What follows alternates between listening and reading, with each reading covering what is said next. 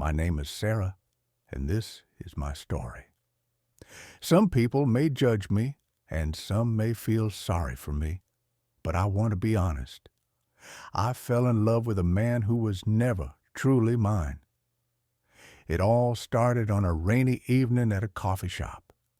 I was sitting by the window, watching the raindrops slide down the glass when he walked in. Michael. He had a warm smile, an easy confidence, and a voice that made me want to keep listening.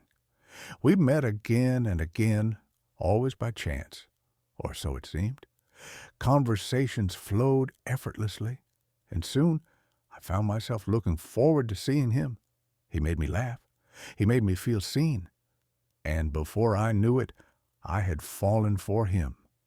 One evening, as we sat by the river, he hesitated before confessing, "There's something I need to tell you.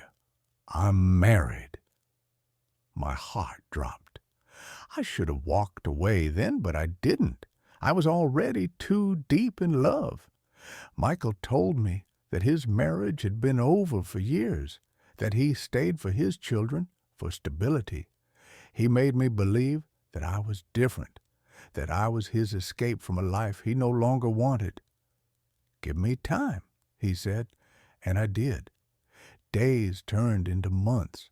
I accepted secret meetings, stolen moments, and late-night calls. He made me feel special, yet I knew deep down I was always in the shadows.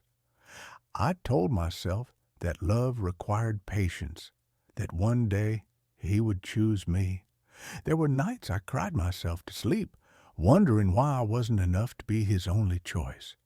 I told myself he loved me, that our love was real, but doubts crept in. Was I just an escape, a temporary happiness? I dreamt of a life where we could be together freely, a home, a family, a love without secrets. But every time I brought it up, he asked for more time. "Not yet," he would say, and I believed him. One day, as I waited for his call, a thought hit me. I had spent so much time waiting for him to choose me, but had I ever chosen myself?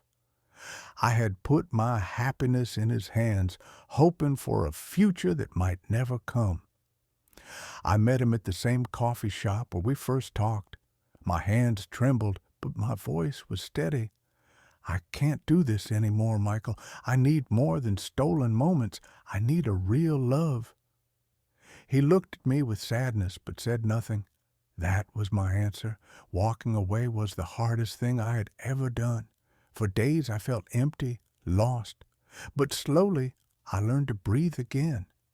I filled my time with things I had neglected, reading, painting, spending time with friends. I realized that love should never make you feel like you are second best. I deserved someone who would choose me every single day without hesitation, without secrets. Months later, I met someone new, Daniel. He was kind, open, and honest. He held my hand in public, introduced me to his friends, and made me feel like I was the only woman in the world. Looking back, I don't regret loving Michael, but I do regret not choosing myself sooner. Love is not about waiting for someone to decide your worth. It's about knowing your worth and never settling for less. And now I'm finally ready for a love that's real,